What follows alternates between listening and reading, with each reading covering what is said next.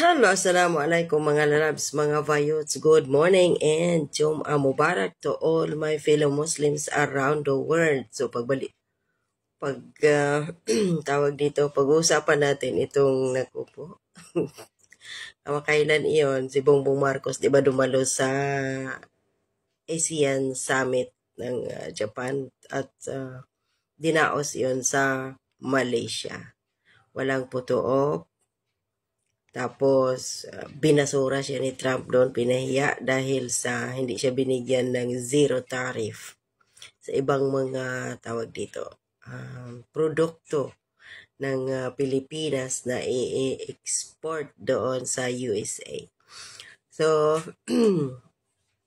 at nung tinurn over sa kanya yung custody ng, pamamahala para sa next year, 2026, ASEAN Summit na dapat ay sa Myanmar. Tapos umayaw ang Myanmar, so napunta sa Pilipinas ang pamamahala nun. Pag-akyat ni Bongbong Marcos sa stage ay mukha ni dating Pangulong Duterte ang naka-flash sa TV, sa screen. No? Isa yun sa kanyang kahihiyan. So, kahapon, bumiyahe yun papuntang South Korea para dumalo doon sa APEC Summit na naman. So, andoon na naman si Trump. Isa pang kahiyan ni Bongbong Marcos sa ASEAN Summit, yung about China. Galit siya sa China. Yung bang pinasayaw si Bongbong Marcos ni Trump sa palad. Bakit? Ang Amerika ay inuuto ang Pilipinas o ang presidenteng itong uto-uto na magalit sa China.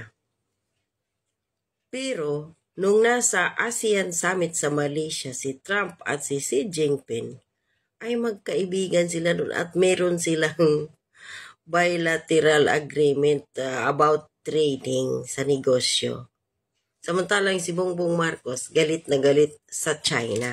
'Di ba? Binibira ang China dahil sa utos ng Amerika. Tapos ngayon, itong Amerika walang zero tariff binigay sa presidente Ngiwe. 'Di ba? O sino yung nagmukhang kawawa doon at katawa-tawa sa ibang mga world leaders? Di ba ito? So ngayon na naman ito. Ayan o, basa sa baba. Pumunta siya doon sa South Korea para sa APEC meeting. Pero anong ginawa dito? Ayan, basa. Marcos Jr. walang meeting kay Trump o Xi. Kay Trump at kay Chinese President Xi Jinping. Sa APEC, sabi ng Department of Foreign Affairs na ito. Ayan. Nilinaw ng Department of Foreign Affairs na walang nakatakdang bilateral meeting si Pangulong Bongbong Marcos kay US President Donald Trump o Chinese President Xi Jinping sa Asia-Pacific Economic Cooperation or APEC Summit sa Busan, South Korea ngayong linggo. Ayon kay DFA spokesperson Angelica Escalona, there is no scheduled meeting with the US leader.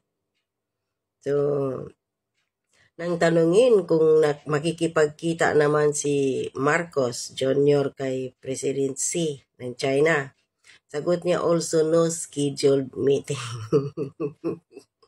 Sa halip, tututok umano ang Pangulo sa pagsusulong ng interes pang-ekonomiya ng bansa, pakikipag-ugnayan sa mga negosyanteng kasapi ng APEC at pagpapalakas ng kooperasyon sa ibang ekonomiya sa rehiyon.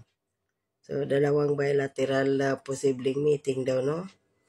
Ang pag-uusapan, pero wala daw kumpirmasyon kung anong mga bansang ito dahil wala naman talaga. Dahil talagang kinawawa, no? Si Bongbong Marcos. Kawawa eh. Hindi kinumpirma kung ano yung mga bansang iyon na kanyang makakausap. Ito pa, 3 hours ago, Marcos Jr. umapila sa mga foreign investors. Nakakatawa, no?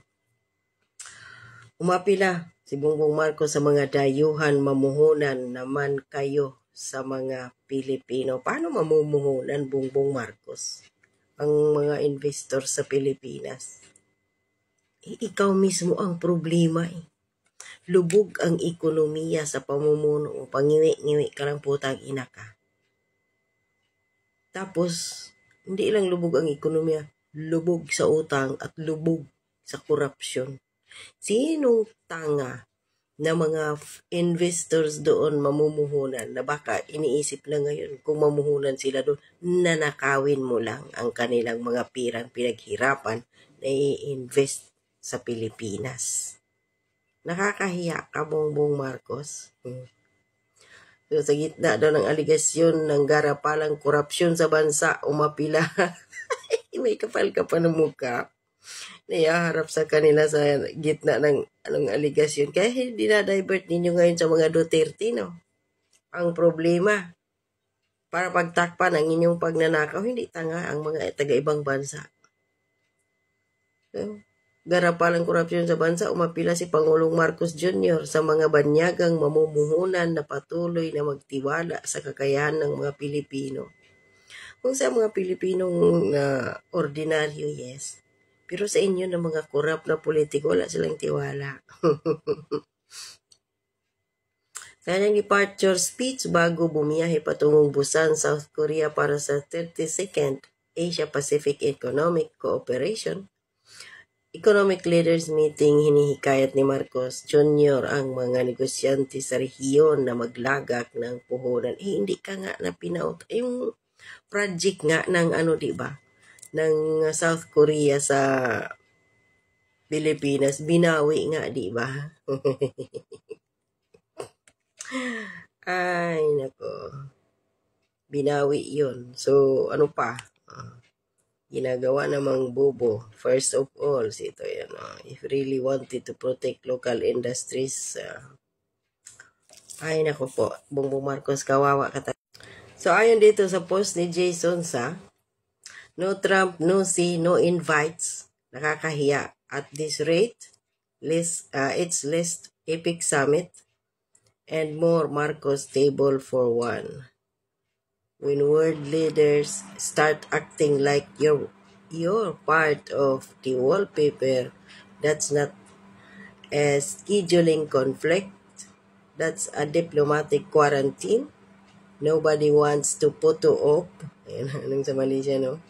Walang magpapuputo kay Bongbong Marcos dahil ayaw na makatabi nila yung isang taong kurap, magnanakaw. Ayaw na mabahiran ang kanilang balat ng isang kawatang pangulo. Ay, naku po. No photo op that screams, yes, we're friends with corruption. It's the global version of ghosting. Smiles for the cameras, then sanitize after the handshake. In short, nakakahiya. Baka machismis din sila sa sarili nilang bansa na may barkadang korap. Yes, naayawan nila yun. Kahit si Trump, ayaw niya eh. Ayaw niya sa isang presidenteng bangag, adik, kawatan pa. Kasi ayaw ni Trump ng adik, di ba? Kaya, ay nako. Pansin niyo ba ang anghit ng leadership niya? Minsan tinitingala ang Pilipinas sa ASEAN, ngayon pinagtatawanan silently. Yes, dating Pangulong Duterte, proud na proud ang ibang mga ASEAN leaders na nagkaroon sila ng isang Philippine na president na si dating Pangulong Duterte. Is number one, the best president the Philippines ever had. No? So, ngayon, dahil sa kahusayan ni dating Pangulong Duterte na inggit, kaya pinakidnap, pinatapon sa The Hague, Netherlands. A month ago, South Korea stopped release a funding loan grant to Philippine project because of flood control and other corruption issues. So, tapos nananawagan siya ngayon sa mga foreign investors na mag-invest sa mga Pilipino. Walang mag-invest na yun hanggat ikaw ang presidente, manigas ka. Kahihiyan lang ang aabutin mo.